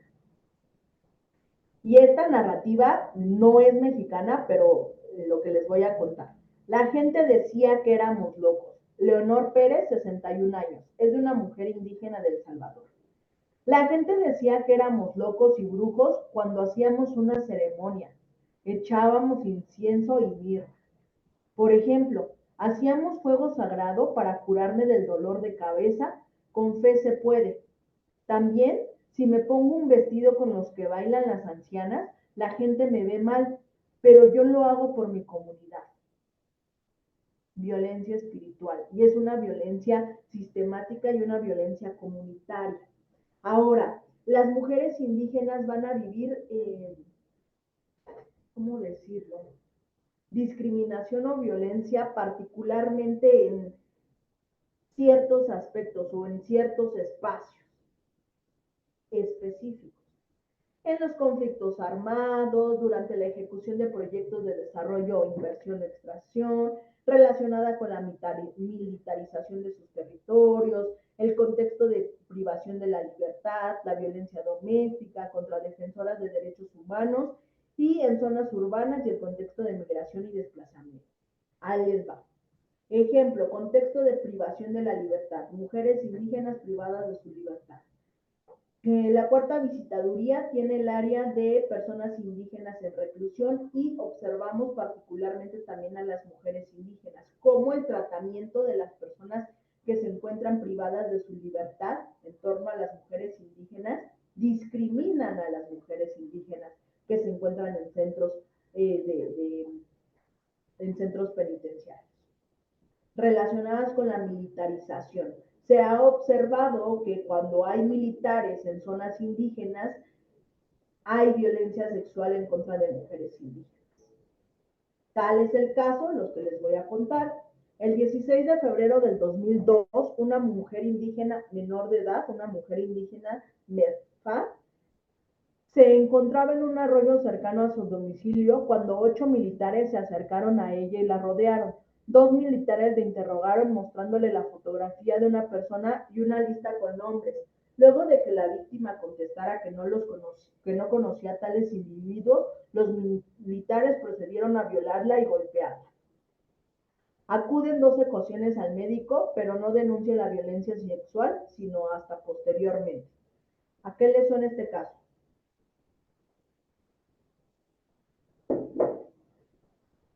Es el caso de Valentina Rosendo Cantú. Tenemos una sentencia por parte de la Corte Interamericana de Derechos Humanos en torno a este caso, en donde el Estado mexicano, particularmente los militares, no han aceptado esta responsabilidad en el caso de Valentina Rosendo Cantú. Mujer indígena, y ustedes ahorita ya con la simple narrativa ya me tendrían que estar diciendo qué instrumentos internacionales pudieran utilizar. Mujer indígena menor de edad. Interés superior de la niñez, todos los tratados internacionales en materia de derechos humanos de las mujeres y tratados internacionales en materia de niñez y toda la legislación nacional en torno a los derechos humanos de las niñas indígenas. Valentina Rosendo Cantú. 25 de febrero del 2007, mujer indígena de 73 años que habla náhuatl. Fue encontrada por su hija en condición grave en un monte en la comunidad de Tetlatzinga, municipio de La Soledad, Axtopan, en la sierra de Solnoninca, Veracruz. Narra que los verdes se me echaron encima. Como se demostró con peritos e intérpretes indígenas, en la primera etapa de las investigaciones, la expresión los verdes se refería en su comunidad a los militares y se echaron encima en una forma de expresar un ataque sexual. caso de Ernestina Asensio Rosario, la CNDH había emitido una recomendación, pero en el 2021 se tuvo que hacer un informe de la recomendación 34-2007 en torno a Ernestina Asensio Rosario, donde hubo responsabilidad del Estado en esta violencia sexual que se le cometió a Ernestina Asensio Rosario. Los dos son casos de mujeres indígenas, pero su intersección de la edad nos permite analizar de manera diferenciada esa violencia sexual que vivieron estas mujeres indígenas. Y sobre todo el tema de la obligación del Estado mexicano de garantizar que no se sigan suscitando este tipo de hechos cuando las mujeres se encuentren en contextos de conflictos armados, cuando haya una ejecución de proyectos de desarrollo o inversión, que también se ha demostrado que cuando hay poblaciones indígenas y hay las construcciones de carreteras o construcciones de alguna infraestructura de gobierno, pues se lleva a trabajadores a esa zona y también se ha observado violencia sexual. Si bien algunas son empresas contratadas por el Estado, pues el Estado tendrá que tener la obligación de garantizar el derecho de las mujeres a una vida libre de violencia, el derecho a su desarrollo libre de la personalidad, esta afectación de esta violencia múltiple que viven las mujeres en contextos particulares. Yo les ponía el ejemplo de la militarización, porque con esta situación de que hay muchos militares en varias partes de México, sí es importante que también la seguridad nacional esté sensibilizada en los temas de género, igualdad y no discriminación. Esto es una labor que no solo le toca a las comisiones estatales o que no solo les toca a los institutos o los mecanismos de adelanto para las mujeres. Creo que al Estado mexicano lo que le falta mucho es este análisis transversal del género, la igualdad, la no discriminación y la no violencia contra las mujeres. Aquí yo les pongo este esquema del modelo ecológico en torno a las violencias de las mujeres, desde un ámbito familiar, individual, histórico, desde el contexto global, desde ser una población indígena y desde el ámbito comunitario, rural y urbano. Todo este reconocimiento de cómo viven las mujeres indígenas y afromexicanas, la violencia física, sexual, psicológica, económica y también de los feminicidios, es muy diferente al contexto de mujeres urbanas. ¿Por qué? Porque históricamente las poblaciones indígenas y las mujeres indígenas han vivido esta parte de la imposición cultural, usurpaciones de sus tierras, de sus recursos, de sus conocimientos, de sus infraestructuras sociales, culturales, políticas y económicas. Y esto no es solo un contexto que se suscite a nivel nacional, es un contexto a nivel global. Les pongo el ejemplo de Estados Unidos, que prácticamente terminó con su población indígena. Cuando las colonias, las 13 colonias en Estados Unidos logran su independencia, se generó toda esta parte de la eliminación y del exterminio de la población indígena, de los indios. Y se inició, hay documentales que hablan sobre de cómo llegaban a los campos donde estaban las personas indígenas y se llevaban a las niñas y a los niños porque los iban a cristianizar y sobre todo los iban a educar. Lo mismo que pasó en México con el tema de de esta parte de que los frailes franciscanos, los frailes de todas las, yo no, en esta parte de la historia sí les fallo, ¿no? Pero sí esta parte de cómo fueron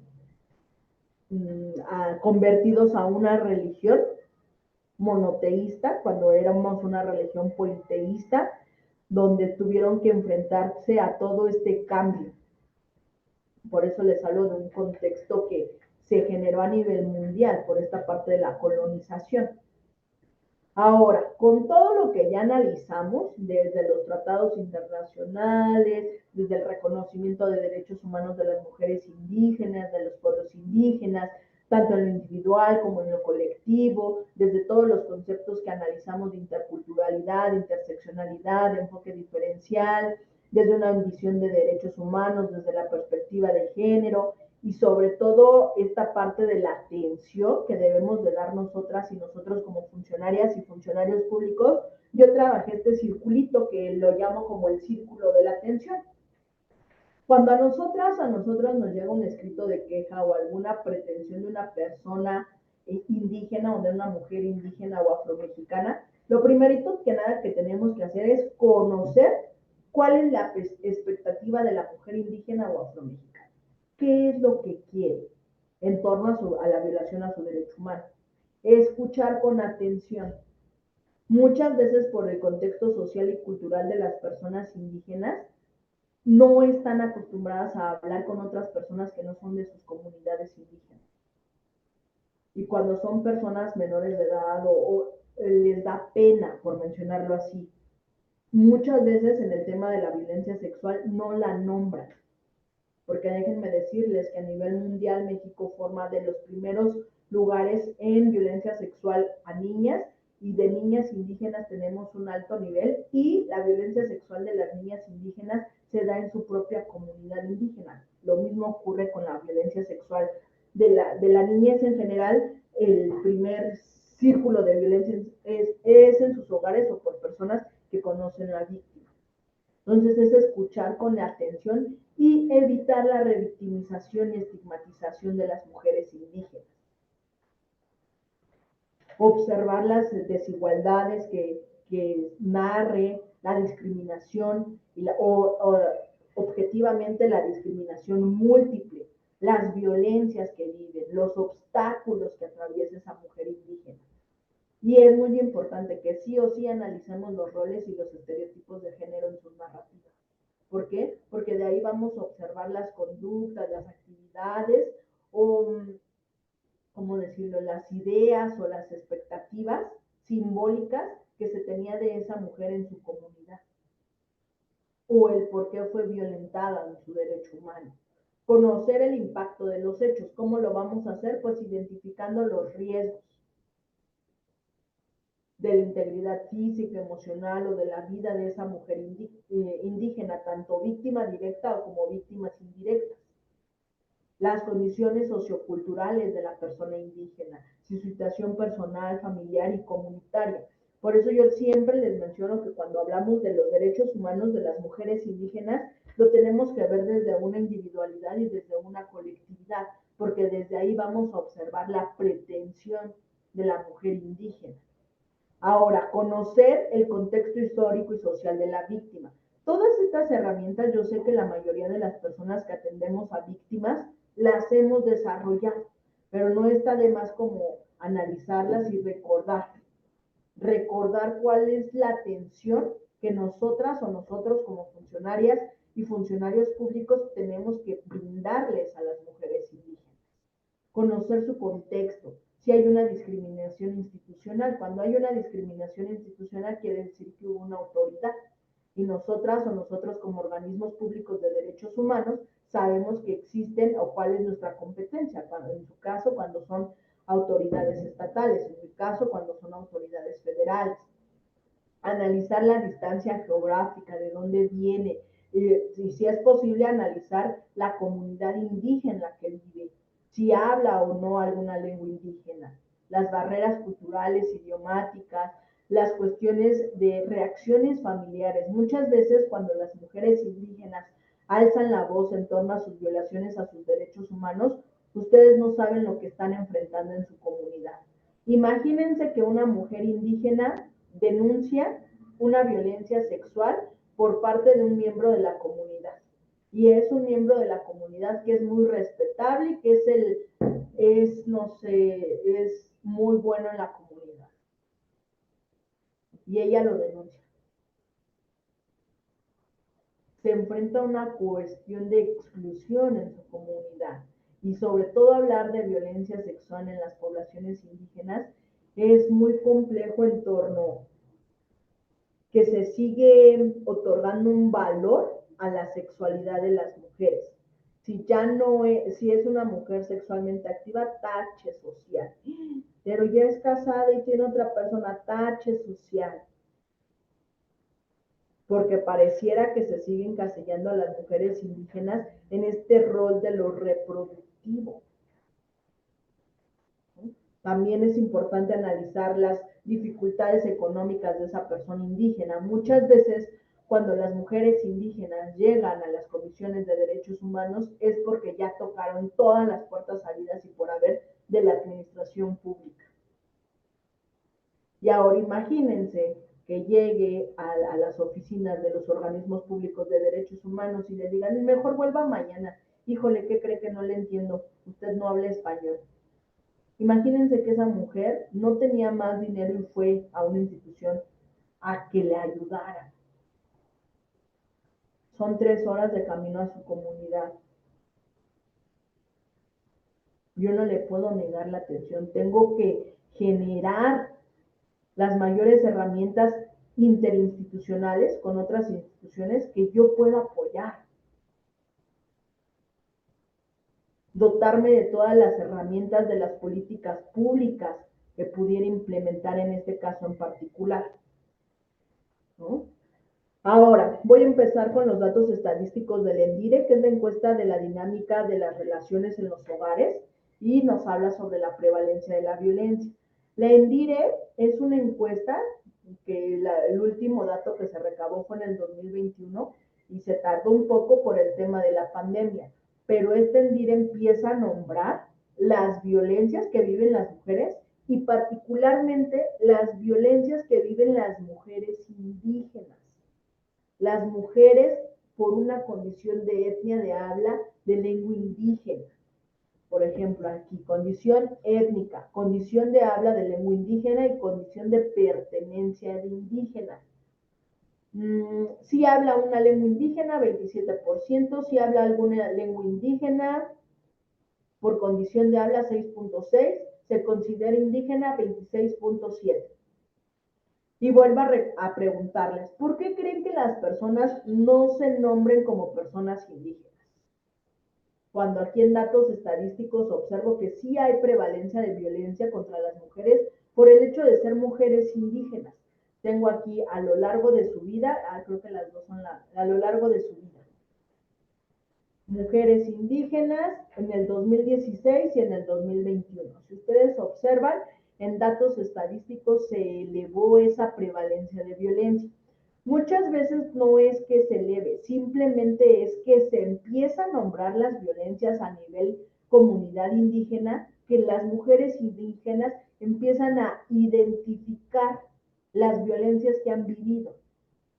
Y al momento de identificarlas, las pueden nombrar.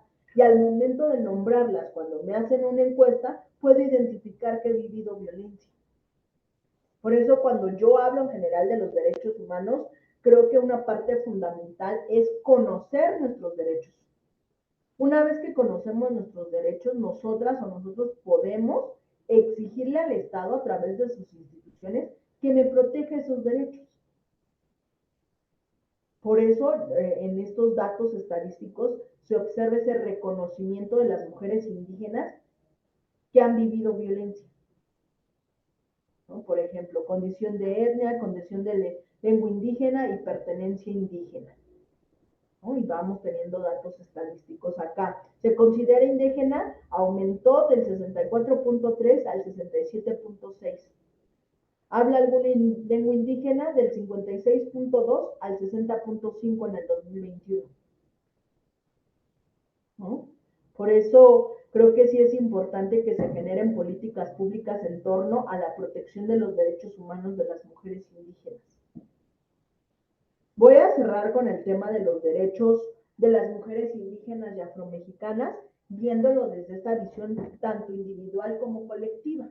Este reconocimiento de los derechos humanos de las mujeres indígenas, derecho a recibir información sobre sus derechos, derecho a vivir una vida libre de violencia de la pareja, en la familia y en la comunidad y en la sociedad, derecho a las relaciones laborales sin discriminación, libres de violencia e igualitarias, que las tiene que garantizar el Estado, derecho a ser reconocidas en sus aportes a las economías, que era un poco lo que les decía sobre las comunidades indígenas y estos colectivos de mujeres que buscan esta remuneración económica, generando sus productos y vendiendo sus productos.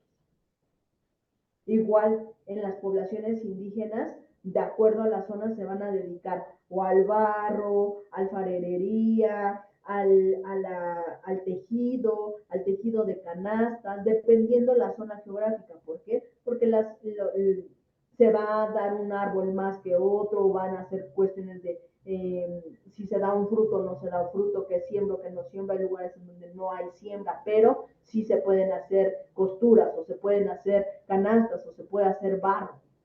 Y ese reconocimiento de esa economía es un derecho. El reconocimiento de sus derechos colectivos de territorio, agua, tierra, conocimientos ancestrales. Derecho a escoger libremente cuándo o no casarse y con quién casarse.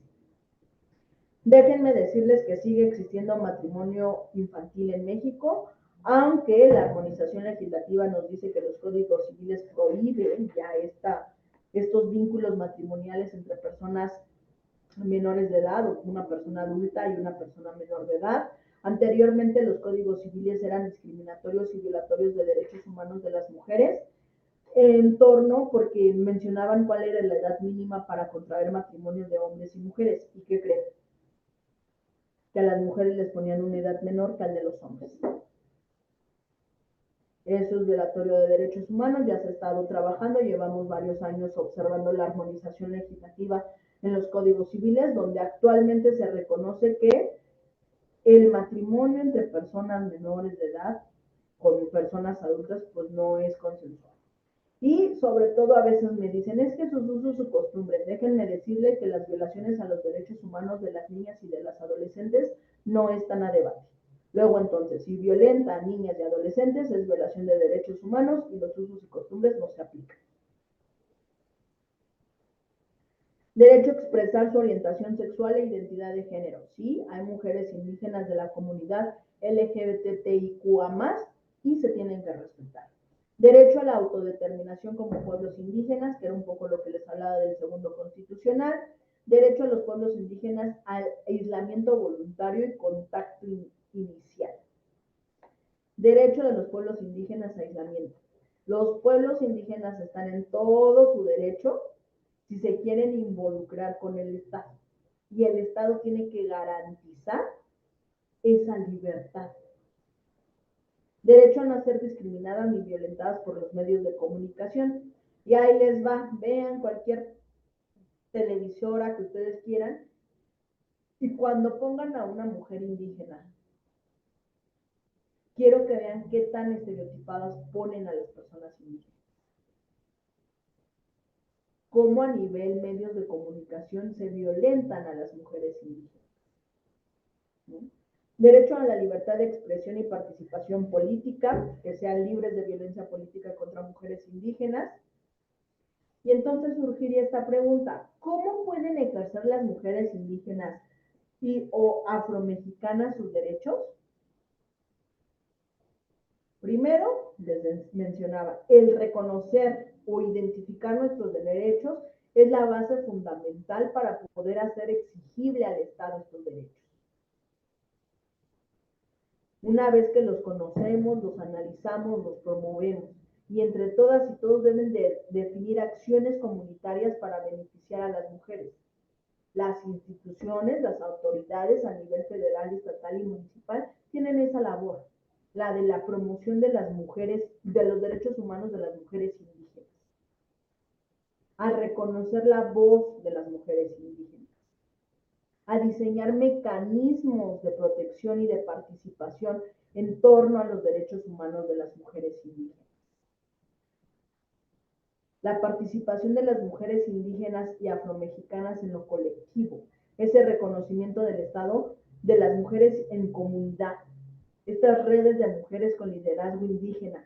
Sobre todo, el Estado mexicano ha generado una red de mujeres indígenas para el empoderamiento económico, para el empoderamiento de las mujeres indígenas, desde una visión desde la perspectiva de género, en las que se hace este acompañamiento para reconocer sus costumbres, para reconocer el papel de la mujer indígena en la comunidad.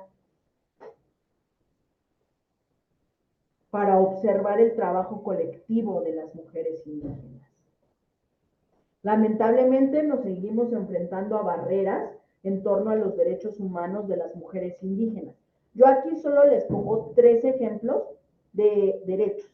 Podríamos analizar cualquier derecho y yo les garantizo que analizándolo desde la visión de la perspectiva de género y el enfoque de derechos humanos, intercultural, interseccional y enfoque diferencial, podemos encontrar discriminación y violencia en torno a los derechos humanos de las mujeres indígenas. Con estos 3 ejemplos voy a cerrar.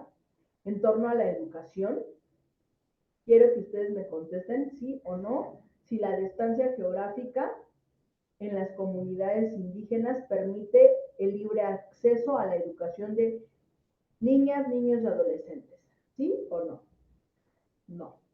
Falta de infraestructura adecuada. ¿Cuántas veces, y con este regreso a clases en pleno 2023, yo estuve viendo en las noticias que había muchas escuelas en donde no hay un espacio construido para que las niñas y los niños tomen clases?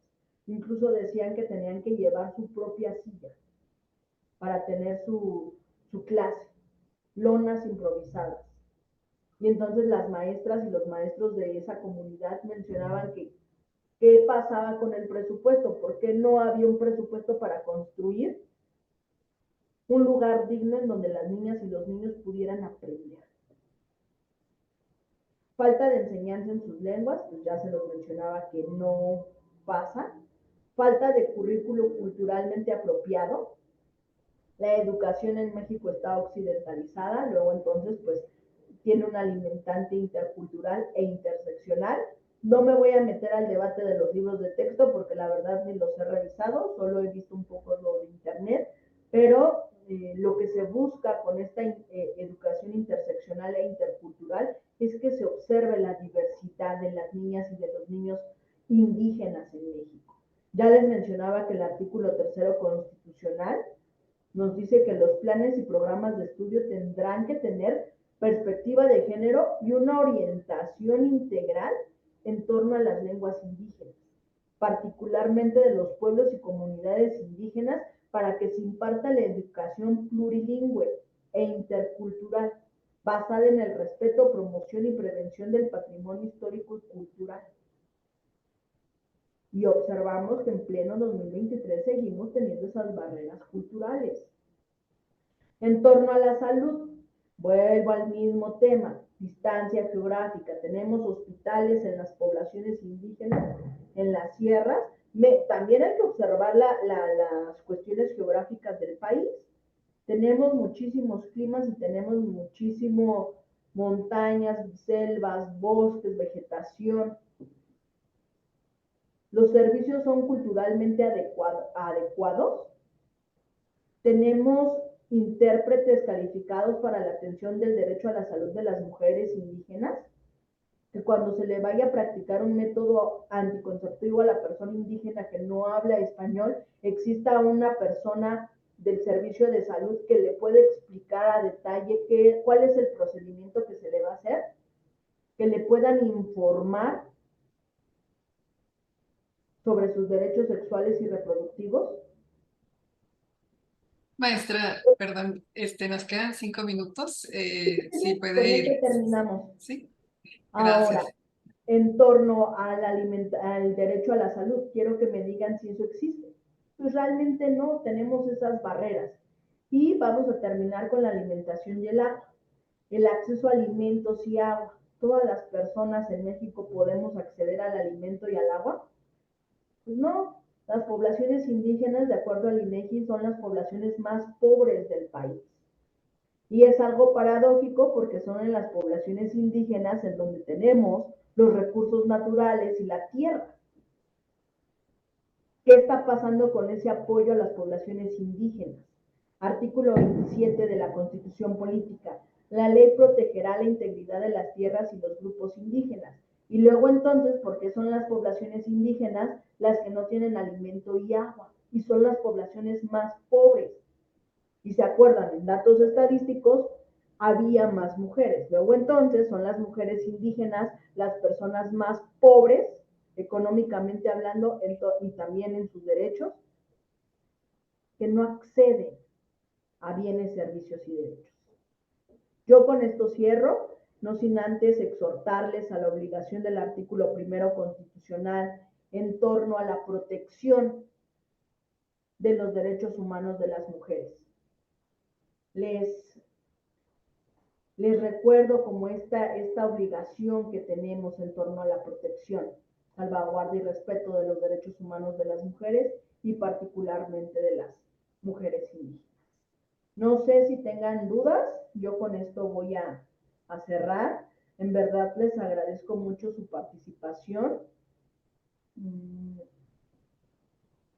Muchas gracias. Creo que en el chat fue que se estaban las listas, ¿verdad? Porque tenía como 49 mensajes. Pero si no hubo preguntas, Sí, eran los nombres de las personas que se conectaron, que es el personal de la Comisión Estatal de los Derechos Humanos. Pues muchas gracias a la licenciada Arely Padilla Tlapalchotori por esta conferencia, por todo el material que nos brindó, el amplio contenido que también nos comentó. Y si nos permite luego también compartirnos su material, pues sería de gran ayuda para futuras consultas, ¿no? Por si luego nos la piden también el personal. Y pues está con nosotros la maestra Marta Laura Sánchez Flores, visitadora general especializada en atención de asuntos indígenas, quien dará la despedida en nombre del presidente de la Comisión Estatal de los Derechos Humanos, Juan José Cepeda Bermúdez. Adelante, maestra.